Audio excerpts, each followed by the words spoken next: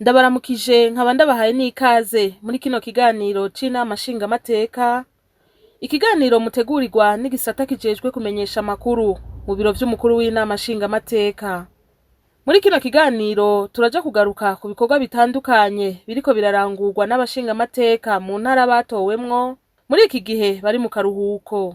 Tukaba tuja kubabwira ku vyaranguwe na nyeniteka Gerard Daniel Ndabirabe, umukuru w'Inama Nshingamateka mu ntara avukamwo ya Kayanza, hamwe n'ivyaranguwe n'icegera ca mbere c'umukuru w'Inama Nshingamateka, umushingamateka Sabine Ntakarutimana mu ntara avukamwo ya Muyinga. Nkaba nongeye kubaha ikaze.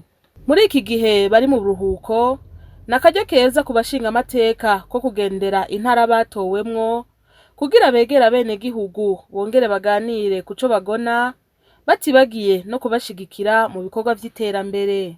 Iyi ndwi irangiye, nyeniteka Gerard Daniel Ndabirabe, umukuru w'Inama Nshingamateka, yayimaze mu ntara avukamwo ya Kayanza, akaba yari kumwe n'abandi bashingamateka batowe aho nyene mu Kayanza. Bakaba bararanguye ibikorwa bitandukanye, aho bagirishije amanama atandukanye abenegihugu. Nyeniteka Gerard Ndabirabe akaba yaragirishije inama abarongoye amakoperative sangwe ku mitumba yose igize intara ya Kayanza. Bakaba baganiriye ku bijanye n'ingene ayo makoperative ariko arakora, hamwe n'inzitizi bahura nazo. Nk'uko buramatari w'intara ya Kayanza yabishikirije muri rusangi, ngo izo koperative ziri ku kivi, ariko ngo harabayemwo intambamyi ku mitumba imwe imwe, aho abarongoye ayo makoperative bayakoresha ukutariko, abandi nabo bakaba babura amatongo akwiye yo kurimamwo. Nyeniteka umukuru w'Inama Nshingamateka ati leta mvyeyi, leta nkozi yabahaye ayo mafaranga kugira ngo mwiteze imbere mugiye hamwe mu makoperative. Nayo kuri ico kijanye no kubura amatongo yo kurima, yabahamagariye gushira amatongo hamwe bakarimira hamwe kijambere kugira ngo bagwize umwimbu, bongere bahanahana ubumenyi ku vyerekeye gutunganya amakoperative. Numvise bamwe bavuga bati amatongo, ico nashaka kugira ngo mucumve, ntagire muri mwebwe wongera kwitwaza cyangwa bafise icyiyumviro atarabyumva neza avuga ngo mu Kayanza amatongo araga.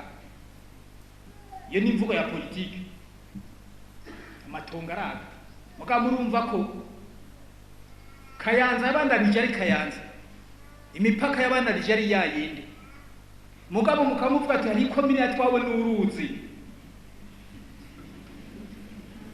aho umuntu acabyumva. Cyangwa akavuga ati hari korine yose yagiye, umuntu acabyumva. Mugabo ikorine yose yagiye, ica bisaba ko muri leta dushya dutora irindi bwirizwa kugira ngo reorganize le territoire. Mugabo muri Assemblée nationale iryo bwirizwa ntirigera riza rivuga ko hari komine yagiye kubera inkukura canke izone, kugira ngo duce dushiraho irindi bwirizwa rireorganiza iyo ntara canke iyo komine. Eka ivyo navyo turabona. Ni ukuvuga rero yuko imisozi iracari yayindi, mugabo ahari ikibazo ni aha mu mutwe, ingene duca twitunganya la réorganisation du territoire. Kujya kureyora territoire abantu no kugira ngo begeranye y'amatongo, hariho rero ini réorganisation géographique cyangwa ini réorganisation politique. Réorganisation yisunze ibidukikije, yisunze uko isi iteye, cyangwa réorganisation du territoire yisunze politique.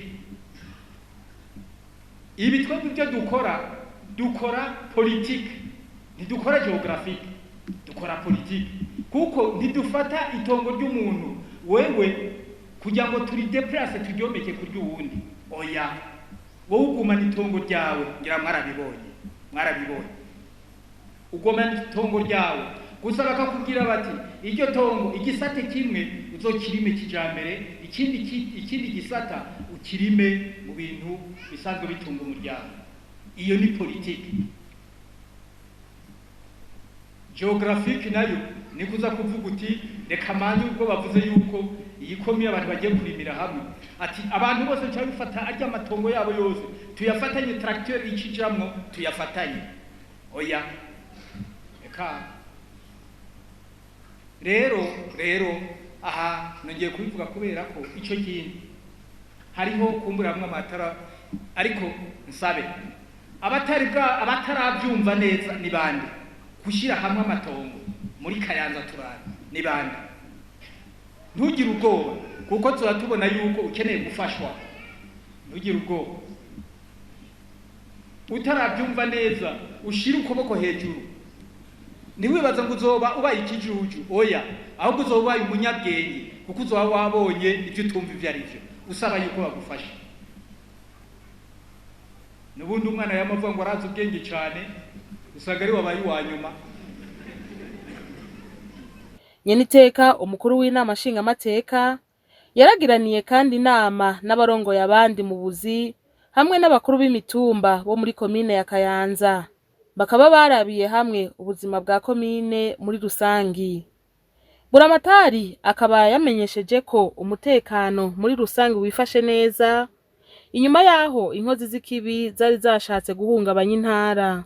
Musitanteri wa Kayanza akaba yamenyesheje ko abenegihugu bari ku kivi ariko ingorane zikunze kwibonekeza zijanye n'ubusuma, ingo zubatse nabi, akaboregwe kavamwo mbere no kugwana, abanyamashengero bamwe bashwana bakongera bakagwana, amatati y'amatongo hamwe rero no gushira mu ngiro imanza ziba zaciwe bigorana, hakaba mbere n'abihagiye ibintu by'abandi nk'amamangazini, ariko iyo batsinzwe muri sentare bakaguma bunguruza kugira bajuragize bongere bateshe umwanya benevyo. Nyeniteka umukuru w'Inama Nshingamateka akaba yaratanze impanuro aho yabasavye ko boja barakorera hamwe bashinga udukomite ku mitumba two gukurikirana ivyerekeye indero. Nayo ivyo vy'amadini ashamirana ati birababaje kubona abantu bajejwe gusanasana imitima y'abantu aribo bagaruka bakayihungabanya bivanye n'inyungu hamwe n'amaronko. Ikibazo c'indero iki ni kibazo tumaze igihe tuvuga ariko ikibazo gikomeye. Jewe ndabahe intumbero imwe ku kibazo c'indero.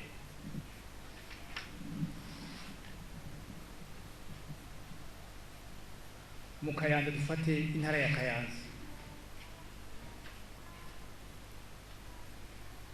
ndabirire nk'abatarabagumya abantu ndabirira Kabanga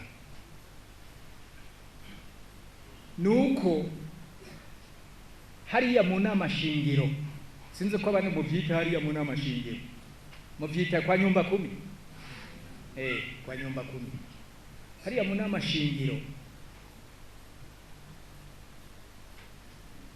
murabyandika mu nama shingiro dushireho komite yo mu nama shingiro, komite yo mu nama shingiro.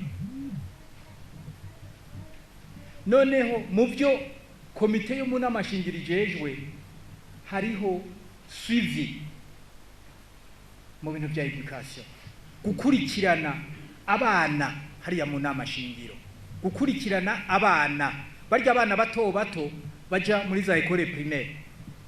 Ubu noneho mugiye no kuzoshira kwa magardienne menshi, bamwe bava ngo biga muri 0 mu mwaka wa 0, kugira ngo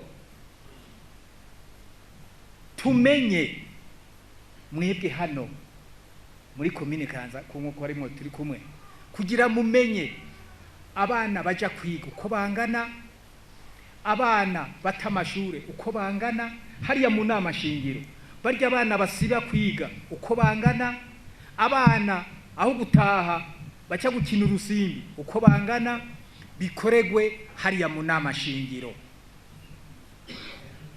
Mu nama shingiro ntibakeneye gushiraho komite nini, bashaka komite gatoyi kugira ngo abari cyo kajejwe ako gakomite gatoyi imisi yose mu gitondo ako gakomite abagize ako gakomite gatoyi bamenya abana bagiye kwiga uko bangana, abana bavutse mu nama shingiro uko bangana.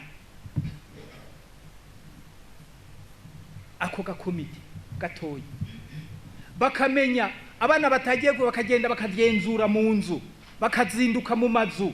Mamazu si menshi kwa nyumba 10 si menshi, noneho bakazinduka batembera mu mazu, ati abana babwira abana ati kwishure.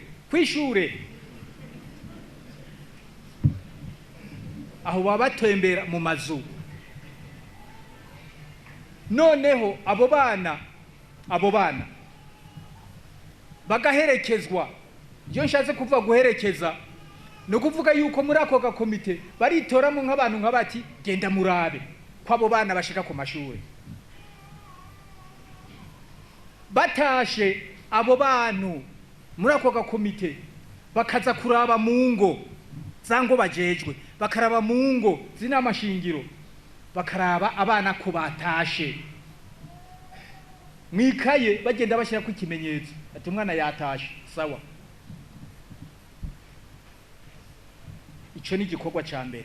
Igikorwa ca kabiri, hari ibintu tuza twumva ngo abana barananirana, kandi nivyo harimo abananirana mu miryango. Turifuza rero yuko hariya mu nama shingiro kako gakomite dushizeho, ariko gaca kaza kagenzura muri ziryango 10 cyangwa ingo 200, karabe abo bana bavuga ko ari intagondwa. Abo bana bazoboneka ko ari intagondwa bace babazana ngakurya nka sentare ku Mugina, bace babazana hagati y'abagabo mu nama shingiro, komite yose ati mwabana mwe bishobora gute ko munanirana, n'igiti babahe n'abavyeyi. Ntimucibagira igiti, kuko abo bana uzoshaka kugira ngo ananire, kuko mwebwe muba mwaragenze mwarabonye ko yananiranye. Ubu rero ntimurekerane umwana abavyeyi, umwana abe wo mu nama shingiro. Harya bavuga ati umwana w'abarundi, umwana yongere kuba uw'abarundi.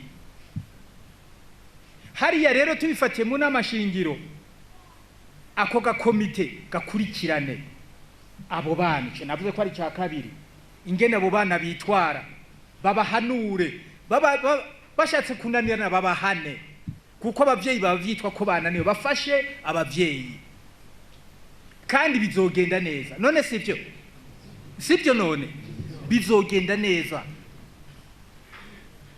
Noneho tuvuge yuko ako gakomite kazogeza muri primaire baba bakiri bato. Hari ibintu bazavuga, ibintu byo gutwara indayene biragiteje isibe. Dushira abana ku mashure, abana bace batwara amada, wabaza uti ninde yaguteye inda, ati ni Imana, nkuko menga nabo bazovyara Yesu, kandi bace bavyara ibisuma ahubwo. Rero niki naco ako gakomite tukibazeze ko bazoza muri ya miryango 10 canke 200 za menage, baza bakurikirana uruja n'uruza rw'abo bana bari muri iyo miryango 10, bamenya ni bana bane barimyo, uko abantu batembera muri ayo mantuze, muri izo ngo, abaza kubaramutsa bakabamenya.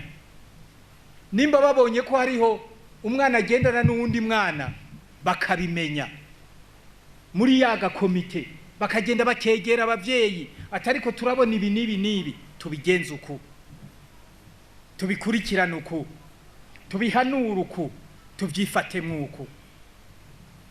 Ibi biraba abize n'abatize, ni kibazo cy'igihugu, ni kibazo cy'igihugu. Kajya gakomite hari gihe wumva mu muryango uri muri rya miryango 10 canke 200 yo mu namashingiro, umuryango ngo waradafunguye, umuryango ngo wagwaje, ariko ugasanga abandi ntibabimenye, karya gakomite rero kazoza nako kaza kuraba kugira kamenye gakurikirane kamenye nko mu muryango waraye yubitse isahani waraye yubitse imbehe cyangwa yayimanitse hejuru ku giti kugira ngo bandi bo mu nama shingiro bashobore kubagarukirako nubwo yomuha igikombe cy'ibiharage cyangwa akamuha n'agatoyi icyo gihe abana barara bariye ibindi bakazopfuma babiraba nyuma ariko abantu baraye bariye bikaba harya mu nama shingiro. Kandi ibi birashoboka ukumva ngo umwana yafashwe nijoro mu muryango ujya ariko ugaca wumva ngo aragenda wenyene serugo na inarugo bajanye umwana kwa muganga mugaba abandi basangiye inama shingiro batabizi. Nabyo turashaka turifuza ko nico naco bokiraba kugira ngo baze basuzuma baraba yuko koko abantu bose bara amahoro, imiryango ibiri mu nama shingiro ira amahoro, yaraye amahoro, yaraye neza.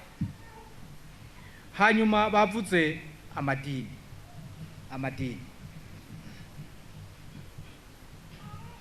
sinzi ko mwabonye kuri televiziyo hari ahantu bari bantumi naho barambaza ico kibazo ati dufashe ati by'amadini byananiranye ati mu madini hariko harazamwo ingorane zidasanzwe ati ku buryo bagera naho bashobora gukubitana ubuhiri cyanye bagakubitana intebe bicayeko bariko barapfa ibintu by'ubutunzi. Abanyamadini muri hano nkuko nabibwiye n'abandi jewe nagira ndababaze ikintu kimwe, mbega wewe uri mu idini kanaka, wewe ukaba hariya mu idini mutanga icicumi canke murogi icicumi,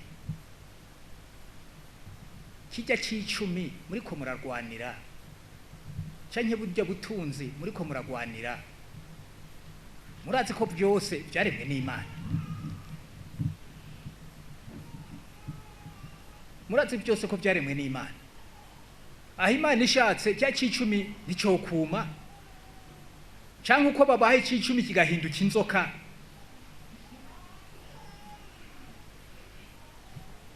None muragaruka mukabigwaniramo.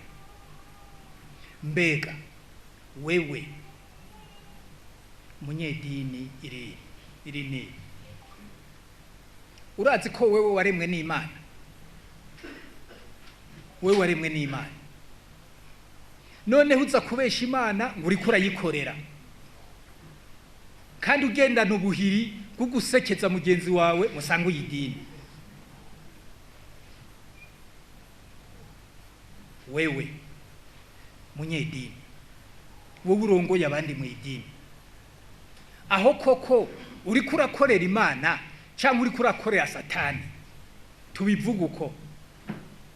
Tubivuga uko umuntu wese aza kugwana n'uwundi kubera icicumi, kijya c'icumi si ciwawe,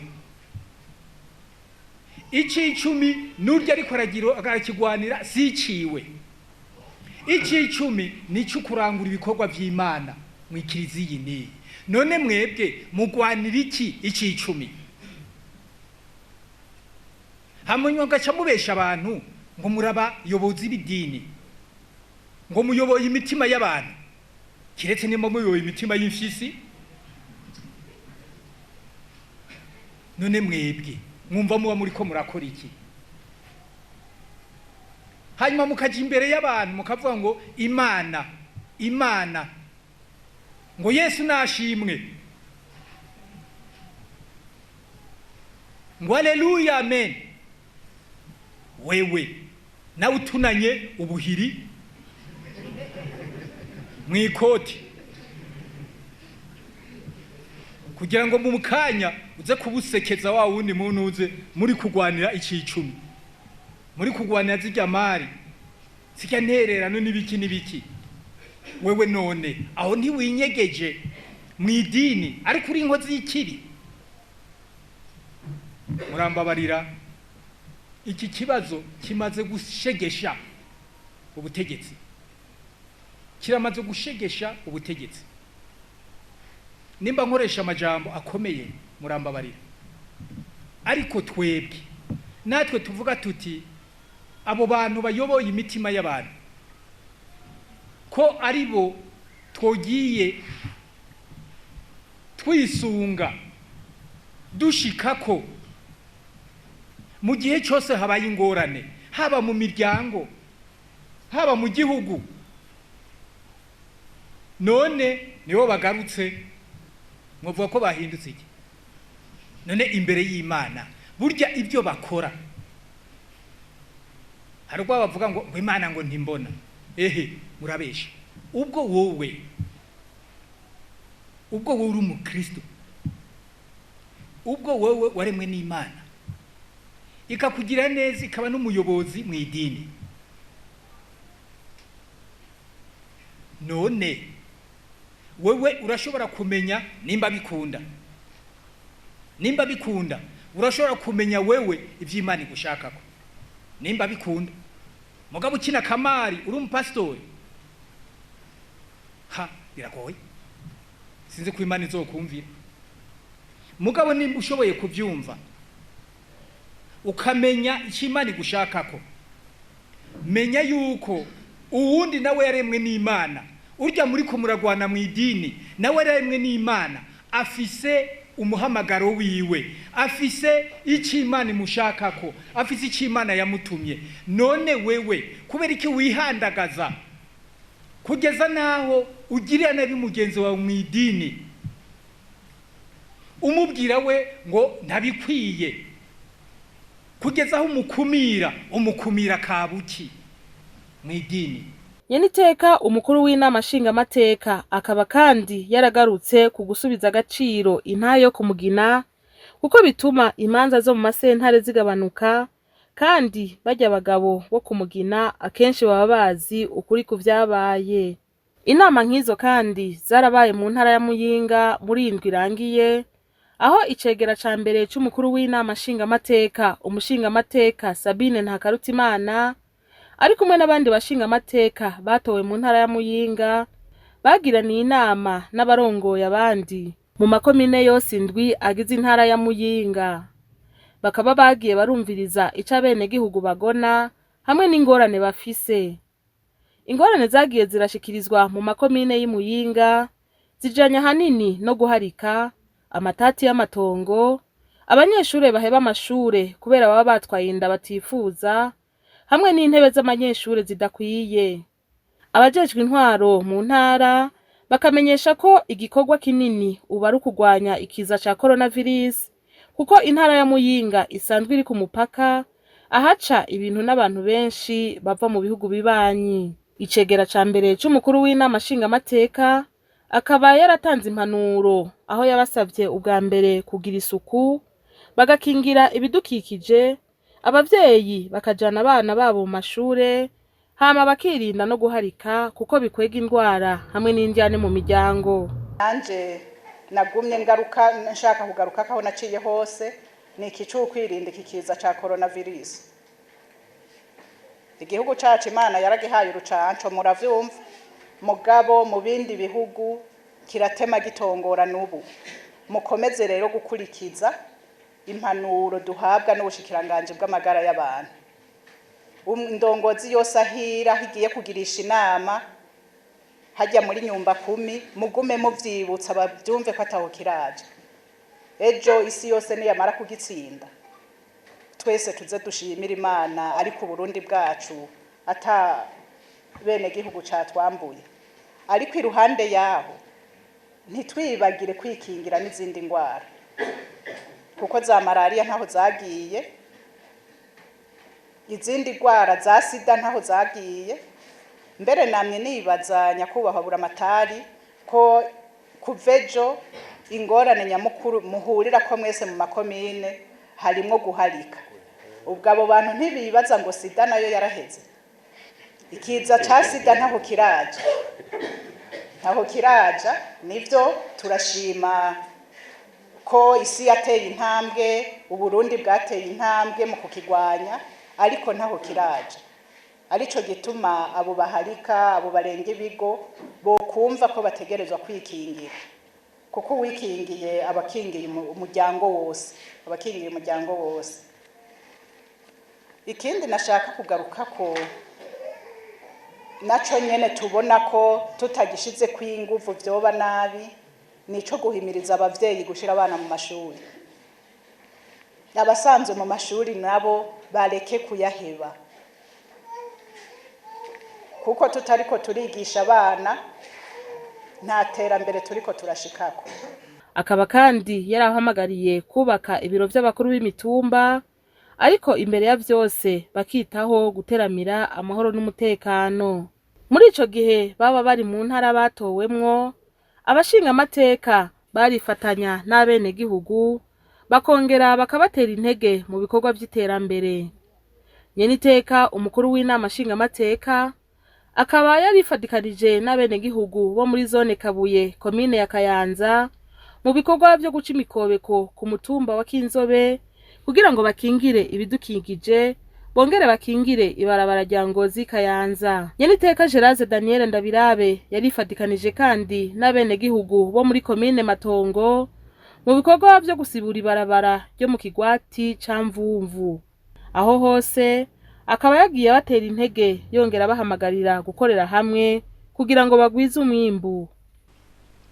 Mwebwe muri gitangaza, abanyamatongo mu ntara yose ya Kayanza mwabaye abambere kumva ca gikorwa c'uburimyi, kurimira hamwe mu ntara yose ya Kayanza no mu gihugu cyose c'u Burundi.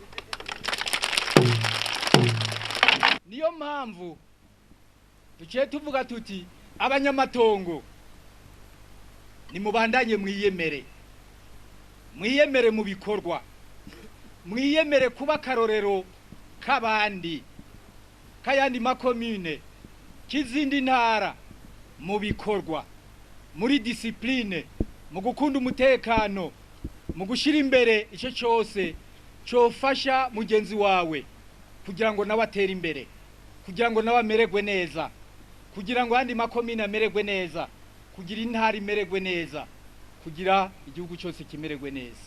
Mwebwe kuba mwarumvise iciyumviro cyo gushira amatongo hamwe kugira ngo murimire hamwe, kijya ni iciyumviro gikomeye cyane.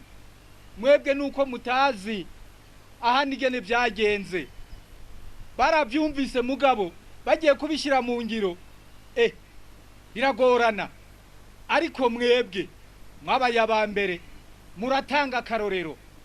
N'ibihugu za Amerika hari abaje bamwe bavuga ngo ni banki mondiale, bamwe batanga amahera ku isi, baraje kuraba. Kubera iki? Bavuga ngo mu Burundi ngo amacakubiri ahari, ngo indyane zihari, ngo nizoshobora gutuma abarundi bashobora kugira ikintu bakorera hamwe. Ico nico baje bavuga bava muri Amerika, ati tuje kuraba duhinyuze kw'ibyo bintu bishoboka. Baje bararaba baratangara bati twarihenze.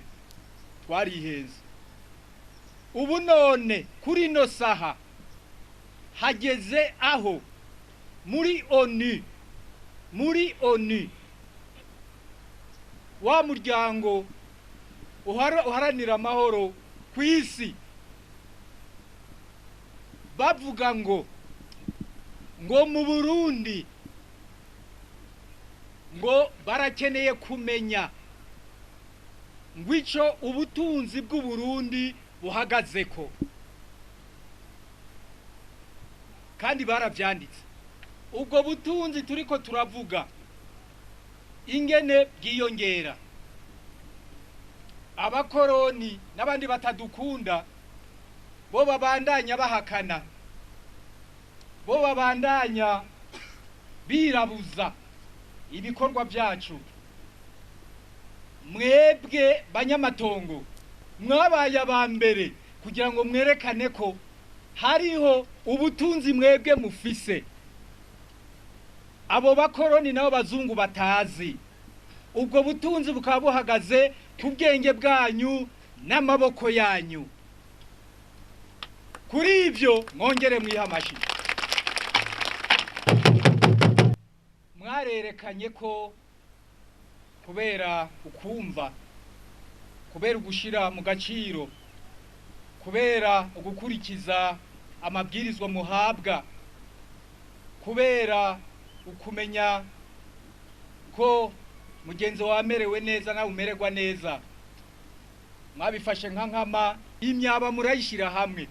Uduparcelle mufise hajya ku mitumba muremera muradushira hamwe. Jewe nukuri nobabwira ko bihimbaye. Ibikorwa vy'iterambere rusangi kandi vyararanguwe n'icegera ca mbere c'umukuru w'Inama Nshingamateka mu ntara ya Muyinga muri komine ya Mwakiro, aho ari kumwe n'abashingamateka hamwe n'abakenguzamateka batowe ngaho nyene mu ntara ya Muyinga, bifadikanije n'abenegihugu mu gusibura ibarabara rihuza imitumba ya Gasenyi na Mukungu.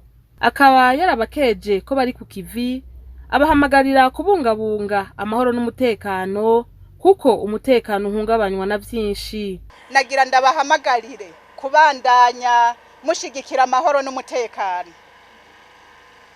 Twama twabivuze, indongozi zose zama zabivuze.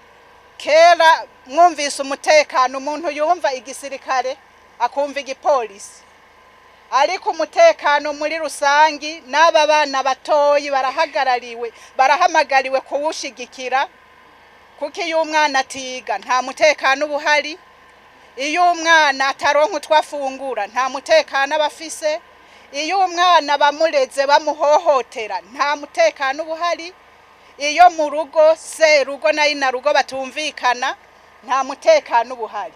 Ivyo rero twumve guhera mu ngo zacu gushika aho umwe wese arangurira ibikorwa k'umutekano turaba. Cane cane abumviriza amaradiyo, murumva ko hariho abantu bataryoherwa n'ukumva igihugu c'u Burundi gitekanye. Aha rero tubahamagarire hajya mu kibani wanyu abaza kwaka indaro biyandikishe muri zakaye, kugira ngo ntimuzohave musanga muriko murahereza indaro abantu baza kutwononera aya mahoro turimwo, duheza tukayakamisha ibikorwa vy'iterambere. Muri urwo rugendo mu ntara ya Muyinga kabaye kandi n'akaryo ko kugendera ahariko harubakwa umushinge w'igorofa izobigeretse kabiri buramatari azokoreramwo.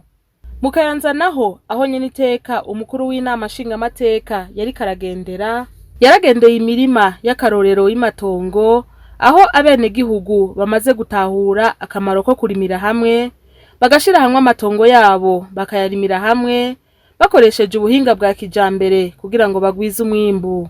Akaba ari amahegitari n'amahegitari abenegihugu barimyemwo ibigori, bikaba biboneka ko umwimbu uzoba mwinshi. Nyeniteka Geraze Daniel Ndabirabe agahimiriza ko ubwo buryo bwo kurima bwokwira igihugu cose, leta nayo igaca yitaho kurondera amasoko y'umwimbu woba wavuyemwo. Kabaye kandi n'akaryo ko kugendera ahubatswe ikigega gihingura kikongera kigatanga amazi mu gisagara ca Kayanza, aho yasanze amazi ahingurwa ari menshi cane ku buryo asigara agaseseka.